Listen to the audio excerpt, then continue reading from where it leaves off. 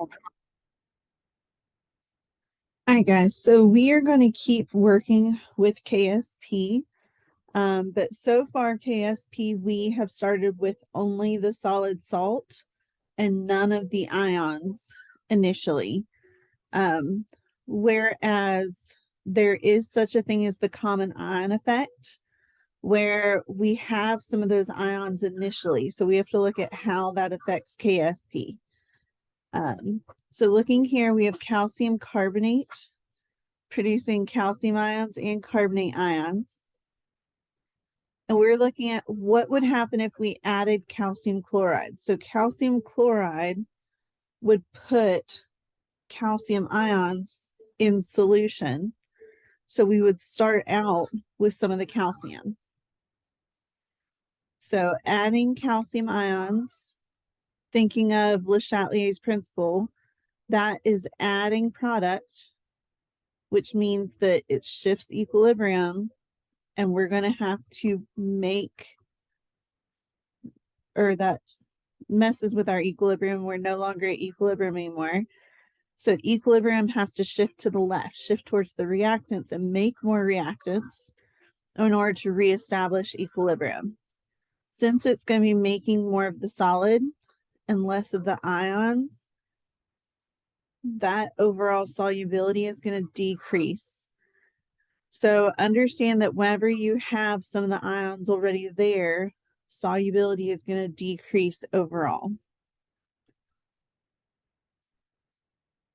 And whenever we are going and producing some of that solid, some of the calcium carbonate will precipitate out until Q and K are equal again. So until that equilibrium is reestablished.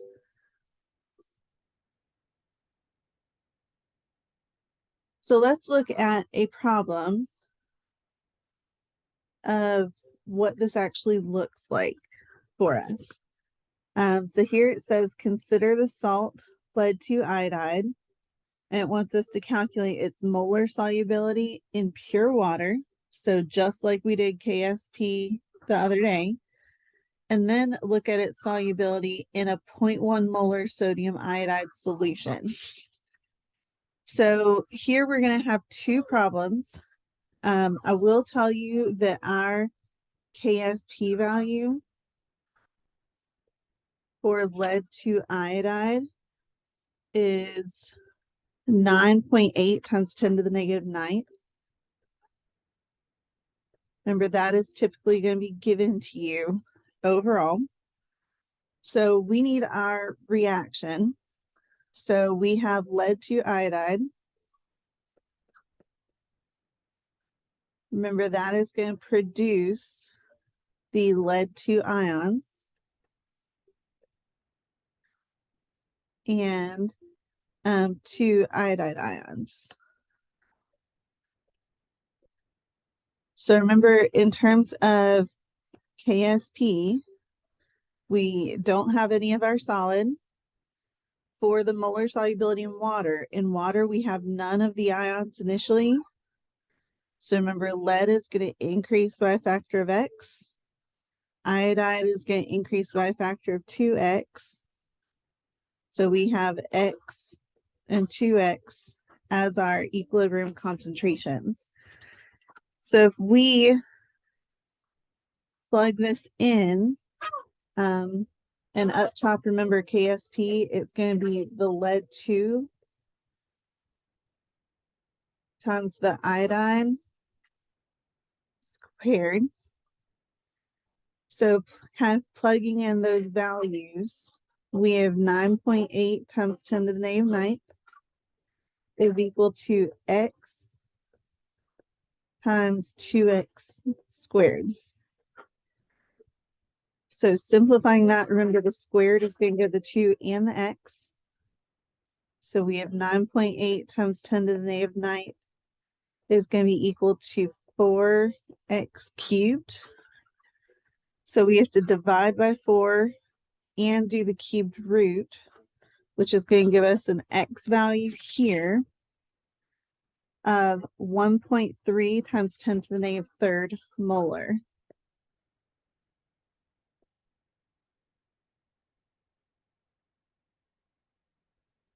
So how that is affected whenever we are starting with some of the ions. So I'm gonna just go down below. So whenever we have the 0.1 molar sodium iodide solution, that means that we are starting out with 0.10 molar iodine, none of the lead, and yet again, we ignore the lead to iodide. These still have the same change amount. So lead is going to increase by a factor of X. Iodide is going to increase by a factor of 2X. So our equilibrium concentrations are X and 0.10 plus 2X. And here, because the iodine is like to the negative first power and our K is to the negative ninth power, we can ignore that 2X whenever we are plugging this in. So we're going to have 9.8 times 10 to the negative ninth is equal to X times 0.1 squared. So to simplify that, we're going to get here that X is equal to 9.8 times 10 to the negative 7th molar. So notice that that is a smaller value, so it is going to be less soluble overall.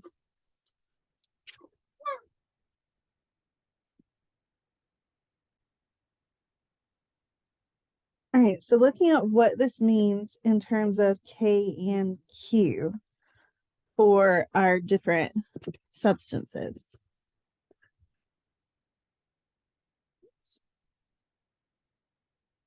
And so here we have Q equals K. Whenever that occurs, that means that the maximum amount of salt is dissolved that is possible. So we cannot dissolve any more salt in that solution. If you remember back to one of our earlier units, that means we have a saturated solution. So if we tried to add any more solid, it cannot be dissolved. If our Q value is less than K, or remember we were comparing K and Q, that means that we have an unsaturated solution. So that means that we can still dissolve more in that solution overall. Whereas if Q is greater than K, that means we have dissolved more than we should be able to, making this a supersaturated solution. Remember we talked about supersaturated solutions will dissolve more if superheated, but these are not superheated, so it creates a precipitate to form. So whenever that Q value is higher, it's going to revert back into some of the solid form. So here's an example whenever we are going to have to compare Q and K. So here it wants to know, will a precipitate form if the calcium ion concentration is 0.0025 molar and the sulfate ion concentration is 0.030 molar, when the K for calcium sulfate is 2.4 times 10 to the negative fifth.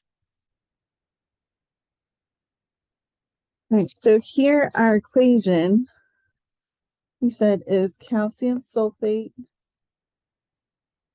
is going to be at equilibrium, producing calcium ions and the sulfate ions. Here we are starting off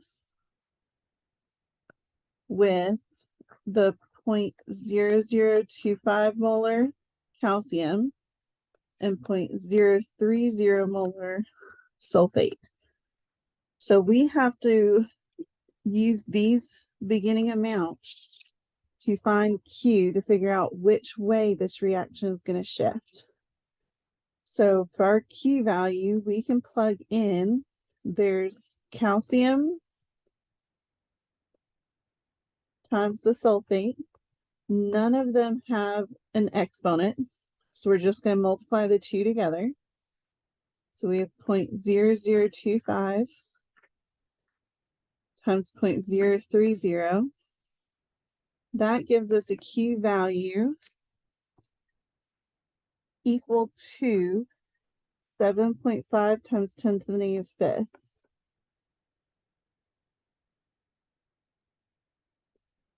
So whenever we are comparing that, so remember we have to look at Q and K. Q is 7.5 times 10 to the negative fifth. K is 2.4 times 10 to the negative fifth.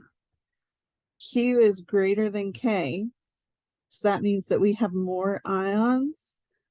So this is going to shift equilibrium back towards the reactant side, so precipitate will form.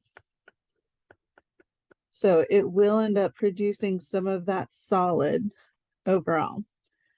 So this didn't want the actual amounts that you have at equilibrium or anything like that. It just wanted to know if a precipitate will form, yes or no. Whenever you are doing this, it does ask for like calculations or justification for your answer. So make sure to include that when applicable.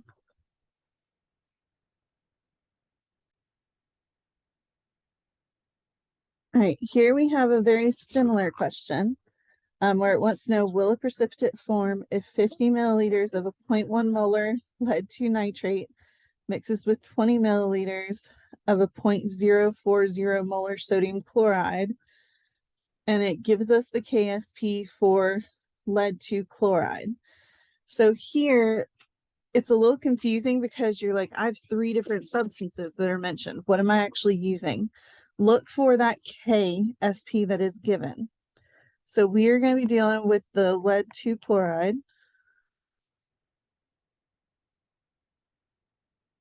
And it breaking down into the lead 2 ions and the chloride ions.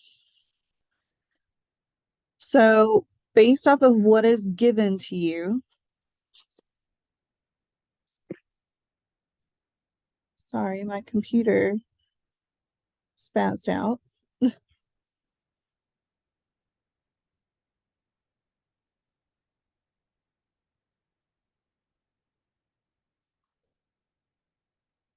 Sorry about that. All right, so based off of what is given to you, those are going to be concentrations of the different ions that you have. Note that this gives you the volume and the molarity. So you have to use that to figure out the moles and the new molarity once they're added together. So for the lead 2 nitrate, that is going to be the concentration of lead. You have to find moles over total liters to get the new molarity for this solution. So for the lead, it tells us that we have 50 milliliters. So remember to find moles. It's molarity times liters to give us moles. That was back from our stoichiometry unit.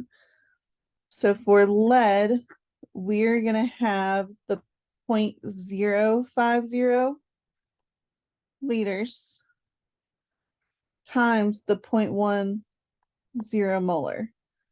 And we have to divide that by the total liters. So when we mix the 50 milliliters with the 20 milliliters, which is 0.070 liters. Whenever we put that in the calculator, we get that lead's concentration is 0.07143 molar. And I left several decimal places because if you round too early, it'll skew your answer. So that's the lead that we are starting with.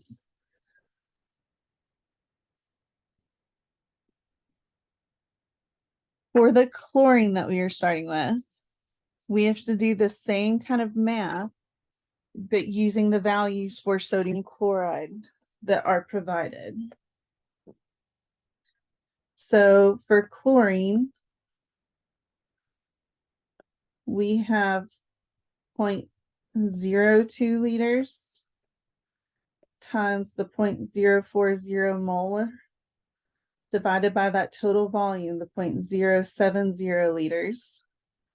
And we get that chlorine's concentration is 0.011429.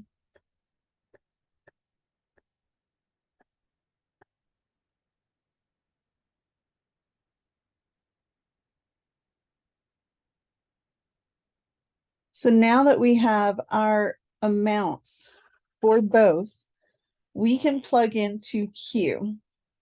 So remember, our Q equation is the same as the KSP. We're going to have the concentration of lead times the concentration of chloride squared, because there are two of them in the lead 2 chloride. So when we plug those values in, we have the 0.07143 times the 0.011429 squared. We get that Q is equal to 9.3 times 10 to the -6. So where we are looking at Q compared to K, K is to the -5th, whereas Q is to the -6th.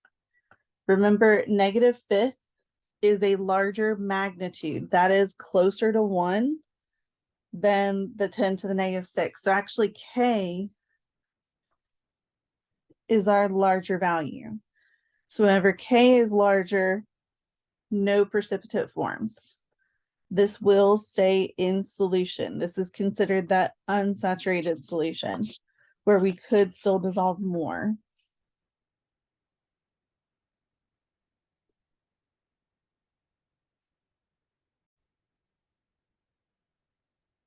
All right, so this is going to lead you into selective precipitation, which is one of the additional equilibrium videos that you'll be covering tomorrow. With selective precipitation, this is also referred to as fractional precipitation. So it looks at how much is going to precipitate versus how much is going to stay in solution. This is also a way of separating metal ions that are in aqueous solution together. So if we had a solution that had both iron and lead ions, looking at how we could separate those out. So how fractional precipitation works is you add a reagent that will form a precipitate with one of the dissolved ions, but not the other one. So that would cause one of the ions to precipitate and the other will stay in solution. For example, if we had a solution of iron and silver,